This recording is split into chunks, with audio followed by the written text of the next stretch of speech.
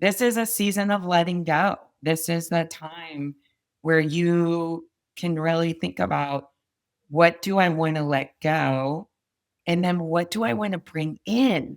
And that's the joyful part. And I'm really emphasizing this because I do know from being a naturopathic doctor that there's resistance sometimes in this shift. And I want to bring some of more of the opportunity and joy that's here. You've probably heard me say this before, but lately I've been prioritizing sleep even more than diet or exercise because truly it is the most important factor for any health goal. Whether it's hormone balance, metabolism, mental health, or just being a functioning human, it all starts with quality sleep. And that's why I started using the WishGarden's Sleepy Nights and Fresh Mornings tincture. And listen, it's not like melatonin where you wake up groggy. This is a gentle, calming blend of herbs like valerian and passion flower that helps you fall asleep and wake up feeling clear and refreshed. I take it before bed as part of my wind down routine right after I do my skincare and legs up the wall while reading, and I sleep so much deeper. If you're in your stressed and wired era or you just want to wake up feeling actually rested, go to wishgardenherbs.com and use code Everygirl20 for 20% off. Everygirls, we are officially almost in fall. I am personally so excited. Fall is my favorite season besides Christmas season, if that counts. So I am amped. I love the fall fashion. I will never get tired of pumpkin spice. I am a basic bitch and I am very proud of it. But one part about the season that is less fun is the cold and flu season of it all, or the extreme fatigue that comes once the sun starts setting earlier and it gets colder outside. So, to prepare your mind and body to be able to feel your very best moving into the new season, I asked my favorite and your favorite naturopathic doctor, Dr. Erin Stokes, to come back on the podcast to share some tips for how to adjust your wellness routine this season for optimal energy, immunity, and overall well being. I think it's really important to honor how our bodies change season to season. And it's something that our popular wellness culture doesn't talk about. We're expected to have the same workout routine, the same diet, the same morning routine. And it's just not how our bodies are meant to thrive. Your body will have much different needs this season than it had in the summer. And it is your job to listen to it and honor it. And I promise you, you won't feel such a lack of motivation or such fatigue or have a constant cold until spring if you really give your body what it needs. So Erin, as always, brings a lot of great tips from everything you've been wondering about immune health to how to actually prevent feeling so tired and unmotivated when the sun starts to set at 5 p.m. This is a must listen for anyone ahead of fall. Welcome back, Dr. Erin, to the Everygirl podcast. I really wanted to have you on because we are transitioning into fall, into the colder months. And I think that there's a lot of maybe confusion or just lack of focus on what our bodies need differently and what we should be doing to support our bodies through these changes. We obviously can feel that our bodies crave different things with every season. What is like the science behind the seasonal shifts that are affecting our health, our energy, and our mood? Such a good question. And there is actual real science behind the shifts that are happening. We evolved in the natural world and we are part of the seasons and the seasonal shift. And so as we transition from summer into the fall months, I think one of the things I want to start with is really builds on our last episode where we were talking about being in sync with our cycles and not really resisting the change, but flowing with the change. It's really similar with this seasonal change. There's this great opportunity, there's this wisdom in the change, and there's potential and power in the change.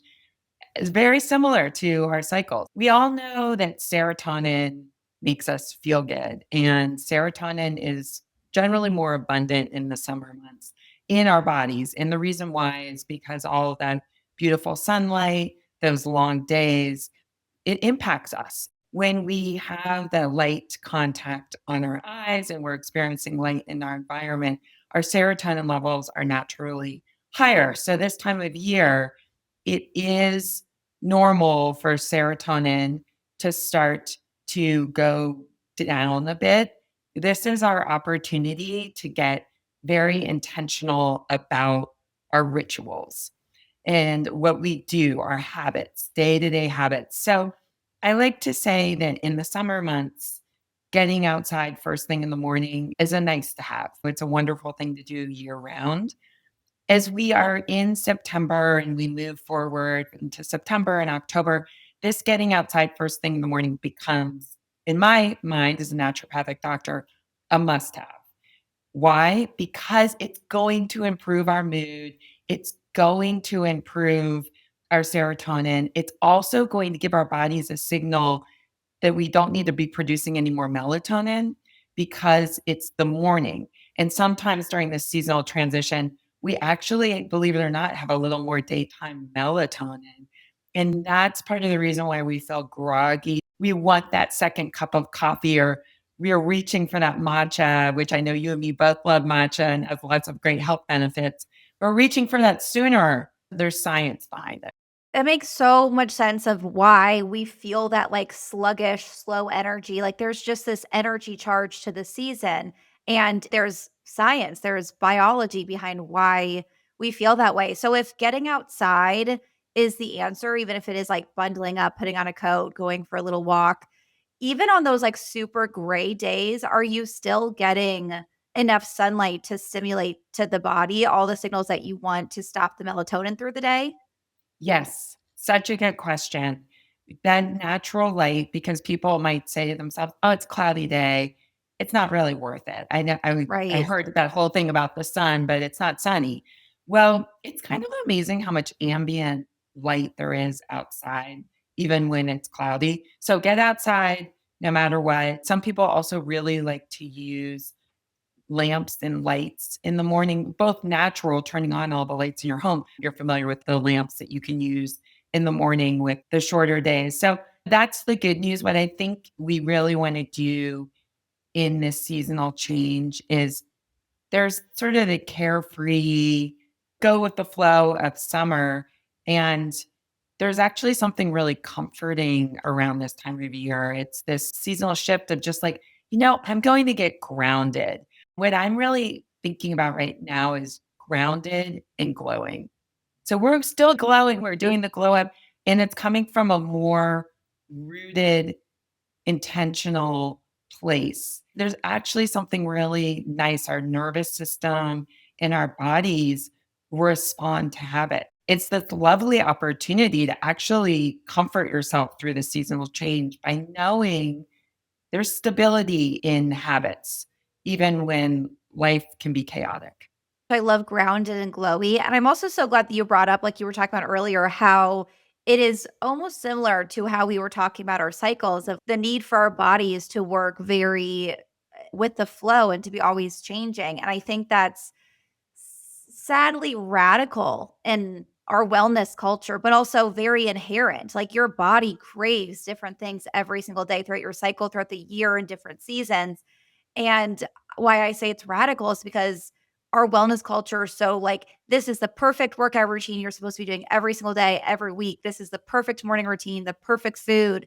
And our bodies, especially as women, but I think any body is just not meant to do the same thing in different seasons. And that's not like a stressful, like, oh no, I'm supposed to change everything. That's like such a blessing of like, you can lean into what your body's asking for instead of pushing against it. So I'm so glad that you brought up this like grounding and also the relationship with like we were talking about with the cycle of that your body's meant to be in the flow. I look at that as like that is like peak well-being is listening and working with your body and what it wants in every season instead of resisting that change. Absolutely, and I 100% agree with that, and it's fun too. It's It's fun. fun because it's not like, "This is what I do every day." I mean, there's like a mundane, as great as habits are, if you're the same every day, every season, every part of your cycle, that's not really the dynamism of life, and that's part of the reason why I said it's great to get outside. It becomes more important in the fall and the winter, and so we can shift our habits, and then we can also just have a more exciting, interesting life. I've read something you wrote before about it's not just a checklist of to-dos. It's hopefully coming from a deeper place. You can be thinking like, this is going to boost my mood. This is going to help with my serotonin. This is going to kind of let my body know you don't need to produce any more melatonin. So it's just like working in tune. And then I think this is also a really good time to journal. And if you haven't been journaling all summer, this is a nice time to just get in touch with yourself a little bit more. I love how this is really building on our cycle conversation. This is a season of letting go. This is the time where you can really think about, what do I want to let go? And then what do I want to bring in? And that's the joyful part. And I'm really emphasizing this because I do know from being a naturopathic doctor that there's resistance sometimes in this shift. And I want to bring some of more of the opportunity and joy that's here. Yeah, the excitement for it. Like, I can't wait for this energy because I get to go inward and journal and think about what I want to bring into my life. What I like to say is that, a lot of people think of wellness as the checklist. Like you mentioned, I say that a lot. They think of, okay, I have to walk 10,000 steps. I have to eat this. I have to wake up at this time. I have to fit in this workout. And they think of it like this to do list every day. Instead, wellness is a toolbox. It's meant to be a toolbox where all these things that you're giving is not, here's things to check off a list. If I'm feeling this way, I do this. When the season comes, my body needs this. It's like building this toolbox. So I love looking at journaling and going outside as these important pieces of a toolbox for those times when we feel maybe shittier in fall. Like, a lot of people are like, I feel so much more tired. I don't feel motivated. Here are your tools. Then go outside so that you're helping your circadian rhythm, reduce that melatonin production that's going to happen when there's less sun. You're going to journaling, which is going to help lean into that grounding feeling that your body is craving anyway. And I also love looking at it like it's a good time to let go. I know, especially as a naturopathic doctor, you very much feel this way. And a lot of people might feel this is a little woo woo, but I always like to look at what is nature doing, because that is what we're meant to do. And obviously, the leaves are falling from the trees. Like, the trees are literally shedding their leaves. And so I feel like it is such an important time for us to release, let go. And I'm curious, what should we look into releasing right now, whether it's physically, emotionally, energetically? What should we be releasing in fall to feel more aligned and vibrant and healthy? Well, I think one of the biggest opportunities is releasing this need for perfectionism or for things to be the same. Health and wellness is really dynamic, and taking time to listen is dynamic. A few days ago, I had big energy. I went on like a 5-mile run. I got like, I don't even know how many, whatever, 17,000 steps. Like, woo, what big. But I've had some really big things happening in my life. And yesterday, I was so tired. I went to acupuncture after work. I told my acupuncturist that I literally felt like I wanted to just like lie down and go to sleep. And I took my dog on a walk in the evening, but I got like maybe 5,000. That's what I needed yesterday. And I don't usually have such wild swings, but I just want to show that as an example of, there was no way I was going running yesterday. There was no way I was pushing myself. I was doing what I needed to do for me. And I honestly didn't even look at the number of steps because, like, I don't even need to know that because it's not what I needed to do yesterday. So I just wanted to share from my own life. We are dynamic, and there's a dynamism in this time. To your point, I actually don't think it's woo woo. And I know you don't either. The leaves are falling from the trees. Look at the behavior of the animals around us, and just look at the fact that there's less light, so it makes sense to get more sleep, for example. It makes sense to support your nervous system more.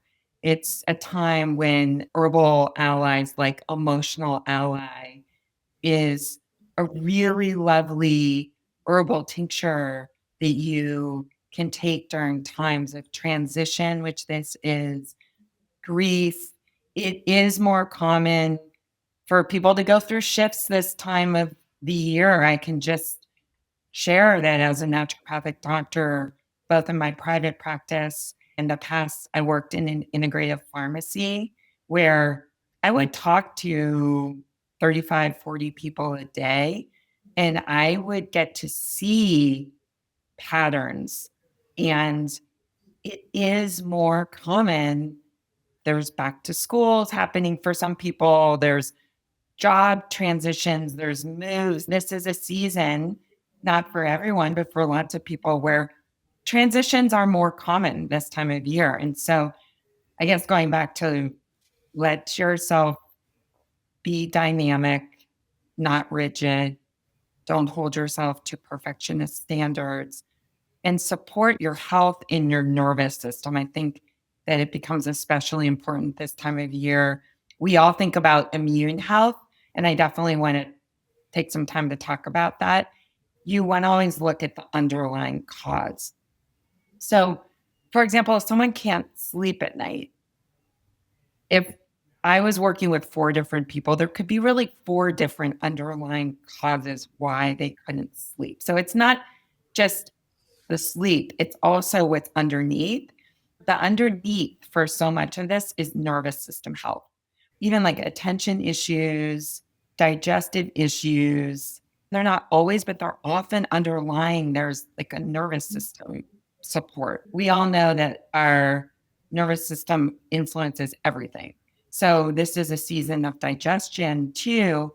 When we say a gut feeling or butterflies in our stomach, it's that intersection of it all. So, think about really supporting that calm and that ease and that groundedness, because that's going to make everything better. It's going to help everything. What people struggle with the most this time of year is definitely going back into that low energy, maybe feeling that afternoon slump because it starts getting dark at 4 p.m. and you don't feel motivated to do, fit in your workout after work. Also, a lot of people struggle with things like seasonal affective disorder. Is there anything else that you would do? Or do you recommend for people to kind of lean into that grounding, lower energy and maybe not push yourself? Or would you do anything to change that so that people have more energy? Such a good question. Let's go with getting outside in the morning, eating protein at breakfast. This is really important. This actually helps stabilize your blood glucose, which stabilizes your energy, which stabilizes your feelings of being anxious too. I mean, when your body sometimes is getting all like, sometimes all you need to do is eat protein. I mean, it's not always that simple, but that's a good place to start It's an amazing because I've tip. seen it so many times where someone goes, "Oh my gosh, I actually just needed some protein and now I can deal with what's going on a little bit better and maybe some grounding herbs." So, outside in the morning is not the season to grab a nice latte and skip breakfast. So, eat protein at breakfast. And then third thing I'm going to say is connect. This is also a time where people start to get a little more internal. You can even feel it. You can feel it anywhere, whether you're in a workplace, school in the summer, everyone's like, "Hey, what's up?" And then it's a little more internal. That's So true. natural. And connection touch points.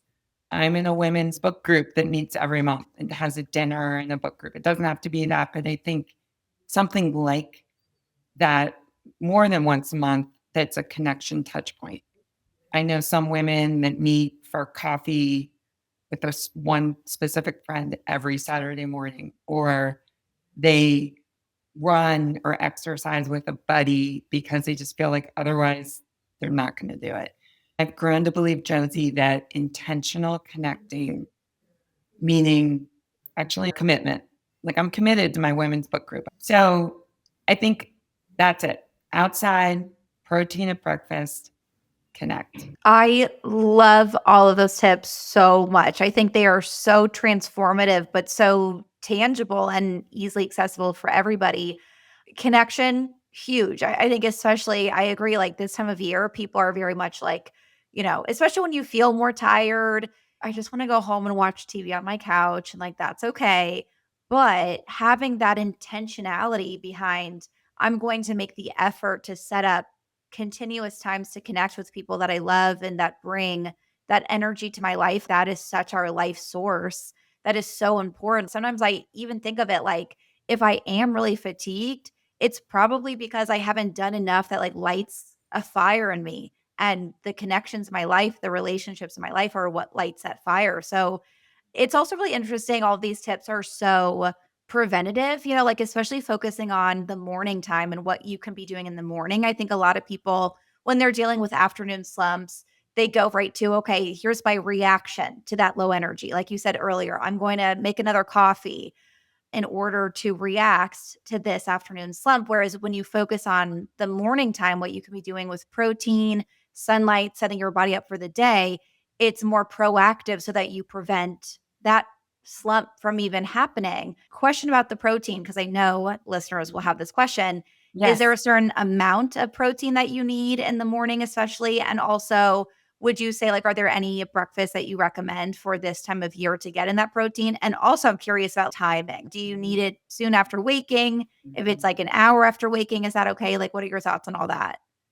Awesome questions. I don't really worry too much about the grams of protein in the morning. Just getting some protein is a win. There's a lot going on around the protein and A fasting lot world, as going you on. know. And there's been a shift, for a long time. Intermittent fasting was extremely popular. I'm not against intermittent fasting at all. In fact, we intermittent fast naturally overnight, anyways. Break fast is breakfast, break fast. So it's just how long you're fasting, honestly. And definitely eating in the evening after dinner can impact your sleep. So I'm all for having a really healthy, nutritious dinner with protein. And then we're all fasting overnight. And then a lot of people like to drink coffee in the morning, myself included. I love to grind fresh coffee and use a French press and all these things. I've come to realize that I am a lot less anxious if I and I'm not don't feel like I'm not anxious in the morning, but just that little tut, tut, tut, tut, gotta go, gotta get ready for work, gotta do this. I'm so much more grounded. And so many people have told me the same thing that if you're having protein sort of concurrently with your coffee. So the intermittent fasting people might be like, no, no, no, you gotta wait. There's a lot of cortisol dysregulation. I'm in the camp of eat protein. Whatever you can get is good. So if you have a yogurt on the go with some cashews on top or almonds, awesome. If you actually have time and you do eat eggs, eggs are actually great for a lot of reasons. They have choline, which is good for brain health. They have protein. I like those little egg cups. I think we've talked about this before. I can either make those or I can grab them at a local cafe. I love salmon. I'm one of those people too that eats, like if you go over to like Thailand and some different countries, like they'll have curries for breakfast. I actually really like having things like salmon and rice, but not everyone's going to do that. So I can totally get it. Somebody else might have a piece of whole grain toast with almond butter and some banana and a little drizzle of honey. That actually has some protein in it because of in healthy fats. So those are just some ideas. Find what works for you. But I don't want to get too perfectionist about it because honestly, if someone grabs like a yogurt and some nuts and is like, okay, this is what I can do, fantastic.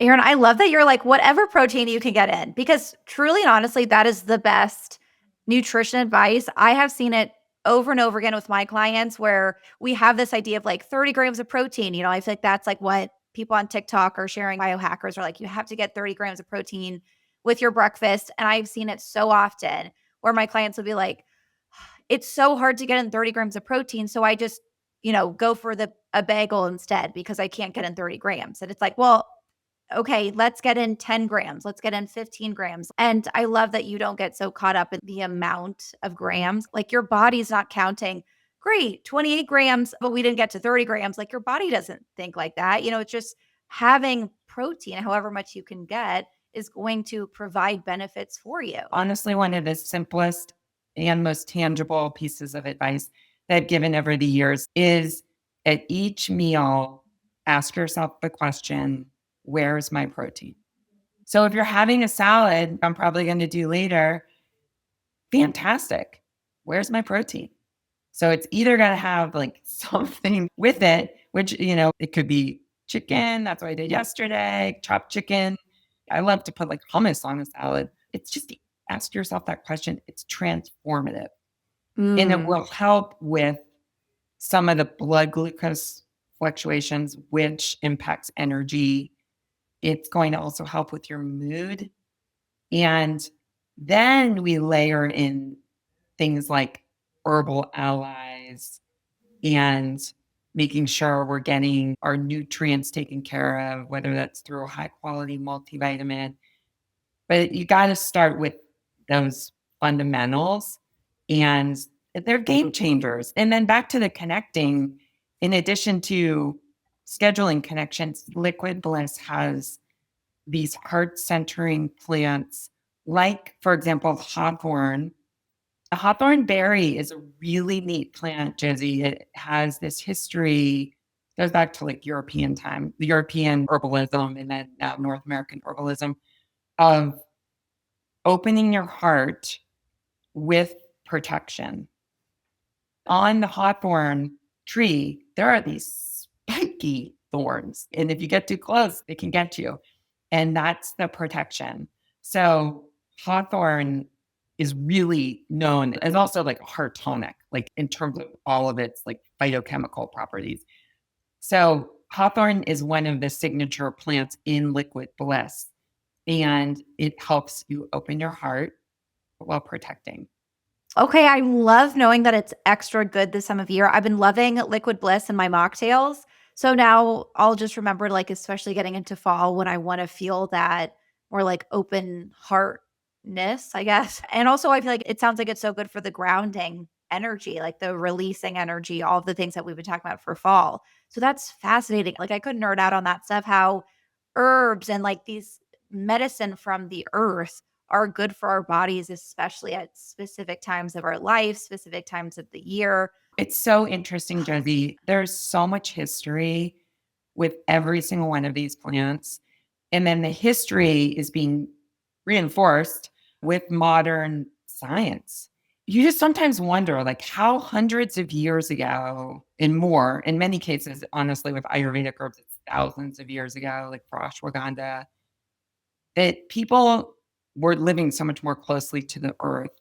And they knew, it's in literature, hawthorn is heart medicine. Then you fast forward, and then you can go on to PubMed and you can read all about these really specific compounds in hawthorn. It happens all the time as a naturopathic doctor that's been studying botanical medicine for 25 years. I don't never cease to honestly be amazed by it all, even though I've been learning and studying it all for so long. It's mind-blowing how thousands of years they, like, knew. Like, there was so much, like, deep connection to earth and intuition that so much of our culture in today's age has lost that, but it is being reinforced by all the studies and microscopes and, phytochemicals and all the different things that you can now study and look to is what they knew thousands of years ago. It's crazy. It's just really also truly an honor to be with this company, WishGarden Herbs, 45 years old, women owned, family run, born in Colorado, still in Colorado. The herbal tinctures are literally being made down the hallway. Wow. And our founder and formulator is just put together these blends that are really extraordinary. And that even though I've been with WishGarden Herbs as our medical director for just a year, I've known these formulas for over 20 years. And way back when I had my son, gave birth to my son, who's now almost 19, I took the Wish Garden, it's called postpartum emotional baby blues, for that major drop in hormones that is normal and happens after birth. I took that tincture, and my son is almost 18. It just makes me think, like, I'm so happy that you are doing what you're doing. I'm so happy that I get the honor of having you on the podcast to share this wisdom because it It makes me sad because so many women don't have the knowledge to it. Like talking about the power of plants is not super well known. And so for thousands of years, like we're talking about, women have survived off of the power of herbs. I know that we talked about, I think the first episode we did together, I shared of how when I was in Africa and they talked about this plant that women take to cure their postpartum depression. We don't really have that. We have certain medicines, again, super important, but we don't have this access to the earth, to these plants that women have used to cure their ailments, to prevent certain issues for thousands of years because it's just not widely talked about. And so it makes me sad that a lot of women go through postpartum and don't know to find that support like you found. And so I just am so, I guess, honored and happy that you're sharing this wisdom with us because I know it is going to help a lot of women. This is what our bodies are meant to do and to look for to help us heal and go through these different changes in our lives. Thank you. It's what I'm meant to do. It's also what you're meant to do as being a podcast host. And so it's really this ancient wisdom, and then science is bringing it to modern light. And podcasts like this are also this incredible vehicle. And I think that part of it too for women is, of course, speaking about postpartum, because that can be like a very intense time. If women need professional guidance and to see their practitioner. That's super important. What happened with me is that I was feeling funky, for lack of a better word. But what I did need that was seeing this acknowledgement of going into this herbal apothecary and being like, wait, this is normal to feel some fluctuations. And I've said this to like our founder, even that was validating for me back in the day as a new mom. And so I think part of it is just going like, wait, there are plants that can make me feel a little more connected. It's normal to feel a little less connection this time of year. It's part of it is actually just going, we are these human beings that are going through these cycles, whether it's our actual menstrual cycle that we talked about last time, or just like the cycles of the seasons. It's like the power too is just also in just being really open. We're all going through different things and we all need health and wellness ideas that are going to help us be our best and resources. And so we're all Yeah. joined in that. Yeah. And again, with the toolbox, it's having tools to know how to work with your body and support what your body needs instead of forcing it into this idea of wellness that we kind of have as a culture. In this episode, you'll hear Erin talk about her secret weapon during fall and winter months, WishGarden's kick-ass Immune Activator. After we talked, I had to try it, and now I'm obsessed. When I feel that first tickle in my throat, like, is this a cold or did I just scream too hard singing Taylor Swift in the car? The kick-ass Immune Activator has become my must-have secret weapon. I even use it to prevent a cold when I'm traveling or I'm extra stressed. It's an herbal support that actually works, crafted by a woman owned, family run company that's been around for decades. Just a drop her in your water or tea, and you'll feel like your body is putting on armor through the fall and winter months. Own your health, drink your herbs. Go to wishgardenherbs.com and use code Everygirl20 for 20% off. I know a lot of our listeners are going to have a question talking about immune system because we're getting into cold and flu season. It's when people start to get sick a lot more often. We hear a lot about this term immune boosting. So, first, I would love to hear from a naturopathic perspective. What does that word immune boosting actually mean? Immune boosting can be a bit of a nebulous term, but it's all about, again, being proactive and knowing that there's certain things that you can do that are going to support your immune health. Whether that's taking an herbal tincture, like we have Daily Immune, for example, and this has more sort of like tonifying herbs, like astragalus and elderberry. Whereas It's so interesting that I'm on my third podcast with you, and I have not yet talked about our absolute most famous kick-ass immune. It's the short-term formula. So that's the difference between immune boosting.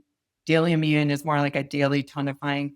And you actually only take kick-ass. It has immune herbs when you need it most, like your first line of defense. So this is a super cool formula. I have a friend who's a flight attendant for United, and she like uses this whenever she's going to fly. She flies to Germany, do her international flights. People, if they're around someone that's sick, or maybe they're going back into the office more, or they're a graduate student or student just going to school, but it really is only intended for short-term use. It's frequently, there's directions right on it how to take it. But you take it pretty often for up to 5 days, or right when you're about to fly to visit your family. We talk about this seasonally a lot. We talk about it during the holidays. It's a cool formula. It's really unique in the marketplace. It has this really interesting herb called yerba santa in it, which translates as like holy plant or holy herb, but it works really well with it's respiratory and immune herbs, basically. They go to Mm. work fast. So it's like if you are getting a cold or something, you really do have that first day where you're like, oh, I'm starting to feel a tickle. So that's too late. You want to take it when you're traveling, like during these times where we kind of can expect, okay, we might get sick rather than the very first day we start feeling symptoms. It's right when you start feeling it, the tickle. Do you know that Okay. feeling? Do you not feel it? Sounds a little, especially coming from a naturopathic doctor, but I've had enough people say this to me that I know it's true. Where like it's almost like a thought, because you feel that Yes. something is off in your body. Maybe like your head 100%. feels a little fuzzy, or you feel like it's like, am I getting sick? And then Yes. that's when do you know what I mean? It's almost before you really start. But the tickle is a perfect analogy. That's a perfect time to take it. And I mean, go for it. But the idea is like get in there like in the first 6-ish hours, 6 to 12 hours, because that's when it's most effective. Even have a really good formula called Get Over It. That's like on the opposite end where you're just like, oh my gosh, it's lingering thing. I just got to get over this. Those are really good to have in your medicine cabinet, because the kick-ass immune, like you want to have it when you need it. So I just want to put When that you out need there. it. That's Yeah, one of those ones that's a that's like, good tip. it's Yeah. you don't want to be like, oh my gosh, I gotta get to the store. Get it in advance so you have it ready. Yeah, that's a really good tip. Particularly with the kick-ass. We will need that. That is so huge to have those herbs to support, especially something that you can take on a regular basis throughout the whole season, and also something to add in the extra support when that tickle comes if you're traveling. Luckily, knock on wood, I've had really great few years of like treating my body super well, having a lot of, especially my diet. I always say I feel like my diet is the main thing on whether or not I get sick. But I would spend years of my life feeling sick, I feel like from September until March, and I know a lot of people out there just like constantly have colds and things during this time of year. So helpful. I'm also curious the other things that you do for your immune system. Because especially like when we talk about immune system, I feel like everyone's just used to hearing take some vitamin C or like make sure that you're getting your sleep. So having these herbs are huge. Is there anything else that you do with diet, movement, lifestyle changes, anything like this during this time of year where it is more common to get sick? Yes. So I know everyone talks about sleep, but I just want to say really quickly, there's a study that shows that people that get less than 7 hours of sleep are almost 3 times more likely to catch the common cold. Wow. 2.7 times more likely. So sleep is real, and we got to get sleep. So that's one. The other thing is that, yes, if there's more going around, so we have to be a little more mindful of our health and wellness. And sugar is a tricky one, because we often crave more sugar this time of year. It makes you feel comforted. Maybe you want a cookie or muffin, and that's okay. But just know that you really want to work on like healthy proteins and fats, and obviously lots of vegetables and fruits, because they have all those great phytonutrients. Just be aware of the fact that excess sugar is going to negatively impact your immune system, and so is alcohol. Other Yeah. thing is to know your vitamin D levels. It's important. I remember working with someone years ago and she just kept getting sick. And I mean, I wouldn't have let this go on if I even knew about it. This is why I worked in the integrated pharmacy. And she came in and see me and talked to me. And I was like, have you had your vitamin D levels checked? She thought I was going to give her like all these things. She went and got her vitamin D levels checked and they were way low. And she started taking appropriate amounts of vitamin D. And it was a game changer for her. You just want to cover your bases. And vitamin D is a really important nutrient for women for immune health, but the reason I said women, bone health, it actually also has some impact on mood. And people always say, well, how much vitamin D should you take? Really depends. And I know it's like, oh, I gotta go. My levels checked, but it's eliminating. Yeah, to know that crucial vitamin in your body and how your body has absorbed that specifically. I mean, especially this time of year when, if people don't know, the main source of vitamin D is the sun. So when we're not getting that as much, obviously a lot of people go through a vitamin D deficiency in the winter and often undiagnosed, right? Because yeah, people Yes. don't know, especially the symptoms like we're talking about fatigue. And it's like, oh yeah, you're always tired in the winter. That's just what happens. So that's a really good tip to get your vitamin D levels checked. Question about the sugar and alcohol, because you're so right. This is the time of year where you crave those things. You have Halloween coming up where you're going to want candy. We have a lot of desserts with holidays. So if you were, maybe not you, but if someone were to go through a night where they're like, okay, I know I'm going to be drinking wine this weekend, or I know that I'm going to be having candy on Halloween, or I'm baking pumpkin bread and I want to enjoy some. Is there something that they can do while they're doing that to support their body so that they reduce their chances of getting sick? Totally. First of all, I'm not immune from all this whole thing. In fact, at one point, my son told me, Mom, I think you have a pumpkin problem. I love everything pumpkin. I'm I like, love oh my gosh, pumpkin. like pumpkin. I truly do. So just so you know, it's not like I'm over here just like having my kale salad all the time. But yes, I mean, just do the things then, get some extra sleep, try to eat really well, just try to do the smart things. And also your stress is honestly, stress and sleep are so hard on your immune system. So you don't have to beat yourself up about like eating pumpkin bread or whatever, because honestly, again, like let's get to the deeper things. So just be good to yourself. Hydrate. Oh my gosh, I can't believe I didn't even say that yet. Hydrate. People get tired of drinking so much water. There's peppermint tea in this mug. Ginger tea is really warming and grounding and nourishing. Ginger is a root. Adding more cinnamon. I just made a crisp and I added cinnamon to it. Cinnamon actually has a blood sugar stabilizing effect. So there's all these like fun things that you can do. But the last thing you want to do is like go have a glass of wine and then beat yourself up about having a glass of wine and get worried that you're going to get sick because you had a glass of wine. Because honestly, you got to live your life and enjoy your life. And being more joyful in your life is actually good for your immune system. So we talk about all the things like there's studies on alcohol, there's studies on sugar. There's also studies on laughter, positive studies. They actually would do this thing where they like put people, like watch a comedy show or something like that, and they measure their markers, laughter and joy and dancing and all of those things. They are seriously good for your immune system. Erin, you're speaking my language. That is like my favorite field of research is the effect of relationships, joy, laughter, fun on physical health. So I love that you mentioned that. And the reason I even asked this question about like what should we do to support if we are going to be having sugar or alcohol is because I think so many people do panic about, oh my God, I had so much sugar, I drank too much wine, or Yeah. oh my God, I had a really bad day of eating. And then you panic about it.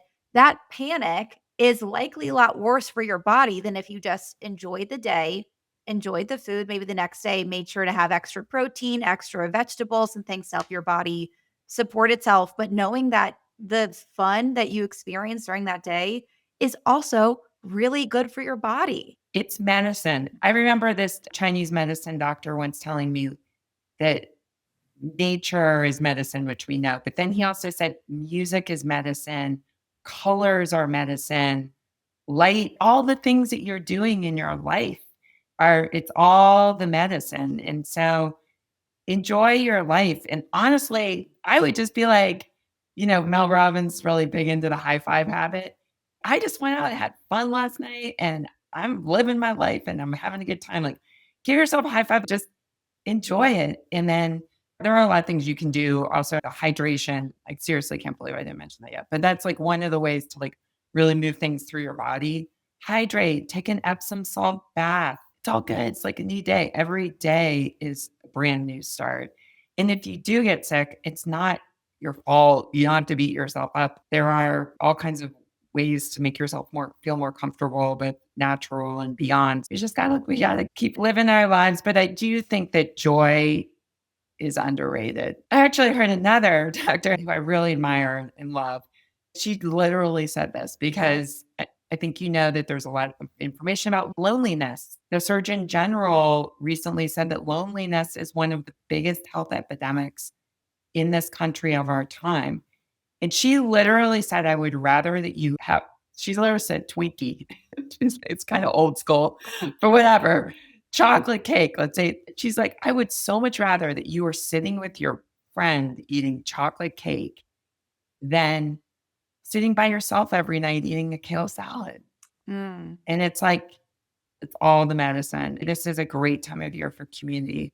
If you don't join it, if you don't have like a yoga studio or like, people talk about the third place. Like Yes, I love the third place. Yes. there's work. I know a lot of people work remotely. It's like the third place. I love walking into my yoga studio and they know me by name. They welcome me. It's great. Like third place could be like your favorite coffee shop. It could be a lot of things. It could be even like the book club that you do every month. Like that could be that third place that you can go to regularly. So that's such a good tip. I think it's high time that we start expanding our definition of wellness.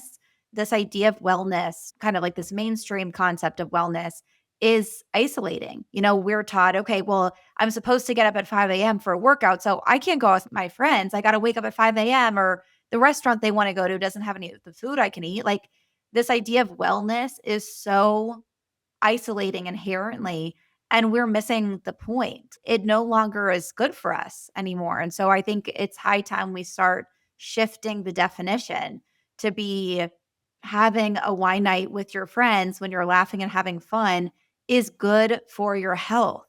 The research is there to prove that. So I love that you're bringing this up. I think, especially this time of year, it is so important to think about when people are indulging more, they're spending more time with their loved ones. And it's like, that's a good thing, not something that's a hindrance for your health.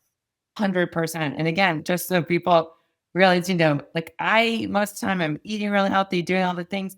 I have an 18-year-old son and he's about to go to college. And the other day I said, Logan, I'll take you out to lunch. What would you like? And he wanted to go to Shake Shack. And I was like, right on, I'll go to Shake Shack with you. And I was right there with him, laughing, having fun, eating French fries. This my boy is about to leave. And it's like, I'm not gonna like sit there and be like, oh no, I'm not going. But it was blessed.